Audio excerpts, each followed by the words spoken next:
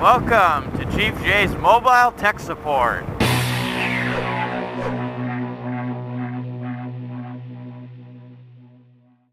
So you know what the conclusion I've come to today is? You know how like everything is smart now? We got smartphones, smart TVs, friggin', I don't know, smart refrigerators. It's all smart when it works, but when it doesn't want to work, it's just as dumb as all the old crap that it replaced. Case in point, I just spent like 3 hours trying to get a smart TV to work with a smart soundbar and a smart remote that came with the smart TV. And as it turns out, none of it wants to work together. So like you got 3 devices, right?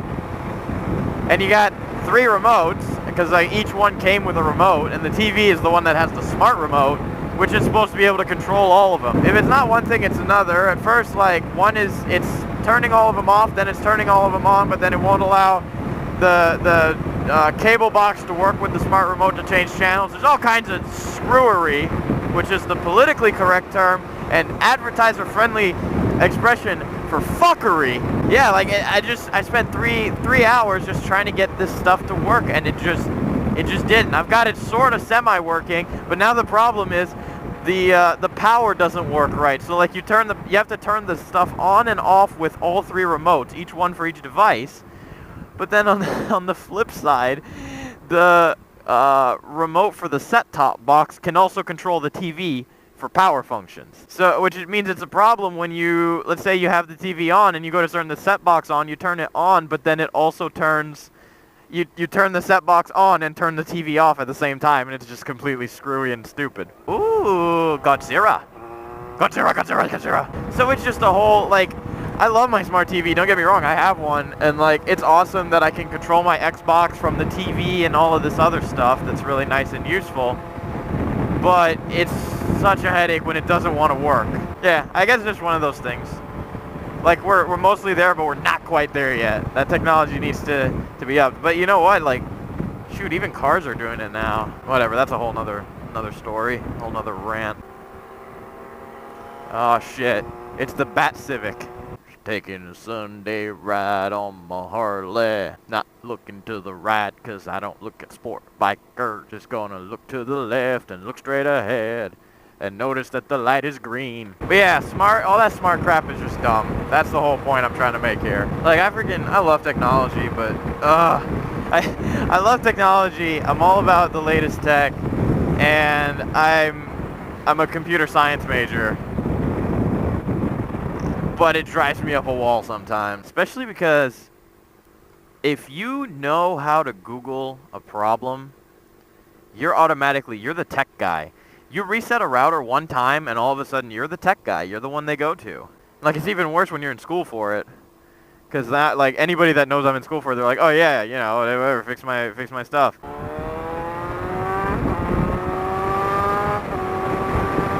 Yeah, so true story. At my work, you want to know how bad this is? Like with the whole, like, if you know how to Google something. Now, granted, I know my way around programming a little bit. Like, nothing crazy. Bug just splattered on me. Nothing crazy, but you know, I know my way around a little bit. I started, when I got my promotion, I tried to troubleshoot a problem just on my spare time that we were having, a programming issue with one of our proprietary, like nothing crazy, but it was just a macro written in VBA, and I fixed it by literally fixing like 3 lines of code, and the next thing I know, I get invited to a meeting with the IT director, and I'm just like, I like typed five words, you know, I didn't do anything crazy here. Of course now I know a little bit more about that stuff, but at the time, oh, so apparently I learned something, which I guess is not totally surprising, but there is a Palm Beach Grom Squad, because I went downtown last night, happened to meet up with Palm Beach Rider at the same time, well, a little later, and there was a Grom Squad, and it was great because it was like, I want to say like 5 Groms and a Z125, and then they're all parked around a Busa.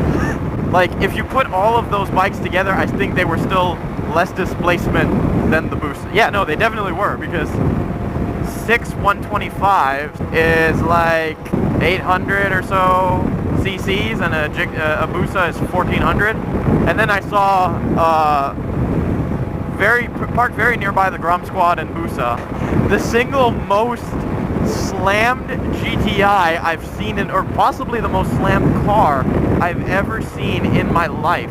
It was so low that, first off, the fenders had been rolled, but badly. It looked like they took a friggin', a ball hammer to the back of them. It was real bad.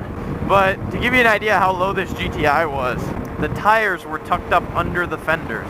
I honestly hope to the car gods that it was on bags, because if that's not on bags, the way how shoddy the work looked, I doubt it was on bags. I feel like it was just like chopped springs and a lowering kit. But I thought my Mustang was a rough ride sometimes, because it's dropped, and it's not even dropped that low. It's dropped 1.5 inches. It's just that it's on stiffer Coney shocks.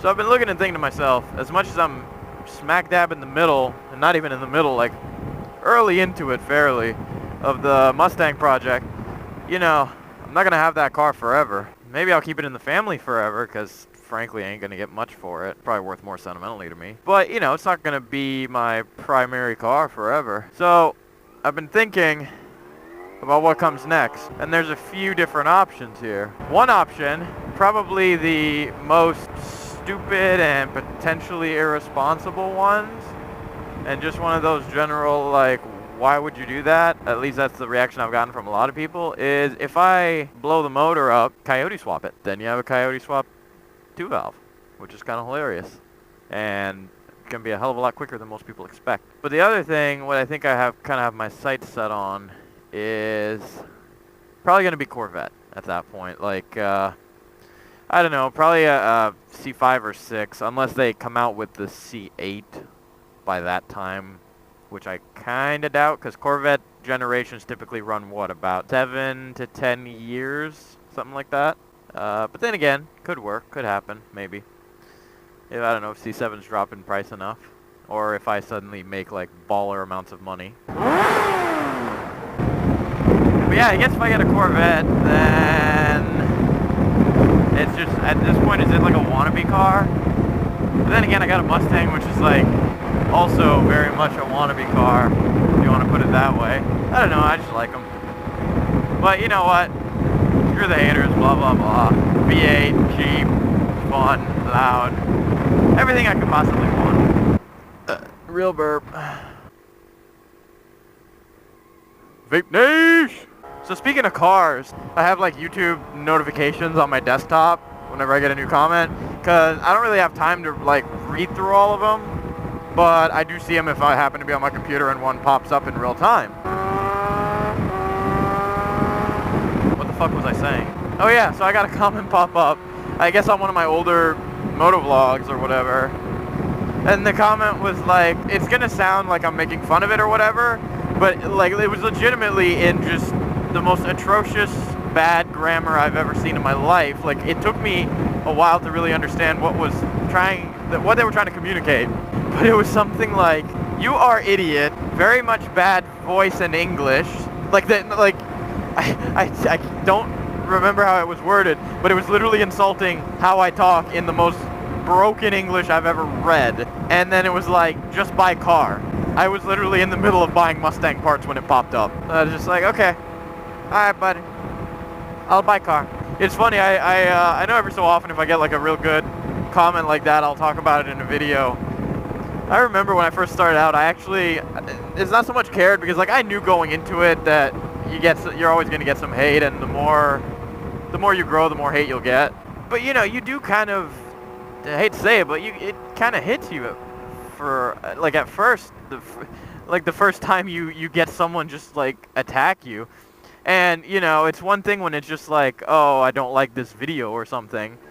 But you get people that are like, you wasted 3 minutes of my life, go die in a fire. Or you'll have the weird people that just stalk each video and then they're like, I hate this video, blah, like they talk shit on every video and they're giving you views and all kinds of stuff like that. Like I actually had somebody do that, and at one point I commented back and I told them, like if you legitimately hate my content that much, one, stop watching, you know, do something better with your life, or with those precious minutes that you're spending watching my shit and commenting on it too.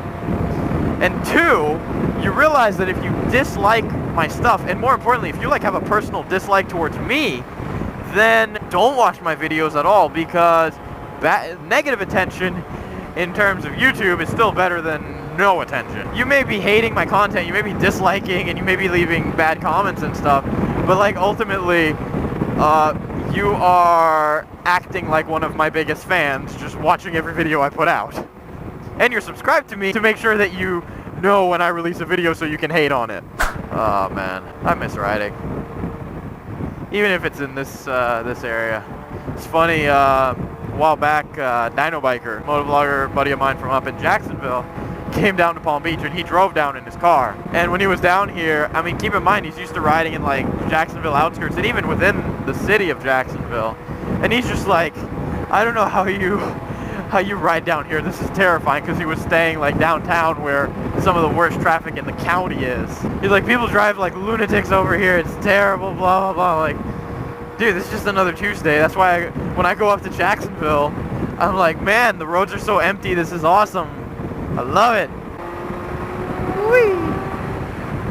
So on another topic, I'm about to sound incredibly hypocritical, but the other night I was in the garage working on something, and Danny, my girlfriend, was sitting on this bike, right? And she like took it off the stand and started like backing it out of the garage. Now keep in mind, she doesn't know how to ride. She doesn't have her license yet. But I'll be teaching her pretty soon. But yeah, and I was struck with this moment of like, oh my god, this is a joke right now, but at some point in the future, this is going to be a thing that happens. And truthfully, I've been riding now for about 4 years. I've crashed off-road. I've had one pretty serious wreck. I don't know how parents and like significant others and stuff do it, man. Because if I'm on the bike with her, it's not something that worries me that much. And like, if I'm gonna be out riding with her, it doesn't worry me that much. But the idea of her being out there alone is like, oh shoot. So I don't know how parents do it, man. God, it's windy. Like I've had people, I've had subscribers and stuff ask me, like especially younger subscribers that are in their like teenage years, they're like, how did you, because I started riding when I was in my I was like 19, I think 18 or 19 when I started riding, but I've been riding motorcycles like off-road and mini motos and stuff for much longer. I got asked a lot of times, like, how did you talk your parents into it, or how did you like freak out? And that's the weird thing, is I didn't talk my parents into it. I was just kind of like, you know, this is what I want to do, and this is not something, like, you can delay me, but you're ultimately never going to stop me from doing this entirely. And they just kind of went with it and were pretty supportive and were like, you know, just be careful type thing. So the truth of the matter is, I have no idea how to convince your parents if they're dead set otherwise. And on the flip side, I'm not sure that I would, like, if I had a kid, God forbid, but if I had a kid and they wanted to ride motorcycles, I'm not sure how I would handle that. But like 50%, you know, oh my god, this is awesome. And 50%, oh my god, this is terrifying. Please no. No, no, no, no, no. Oh, what do we got? What do we got? Is that a 300? There was this super obnoxious, like, I'm not trying to hate, but there was this super obnoxious dude with a, like, 300 with, like, I don't know, like an eBay straight pipe special. And, you know, if you've been around bikes long enough, you can always tell, like, what's an inline 4, what's a twin, what's a triple, a V-twin, whatever.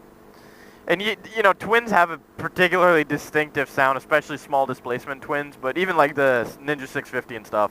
And this dude was, like, rolling up and just revving the piss out of his 300. Okay, this is personal bias, but I never have liked the sound of twin. The only parallel twin motorcycle that I think sounds really, really good is the FZ07. That's the only one I've found that I'm like, man, that's a good exhaust note.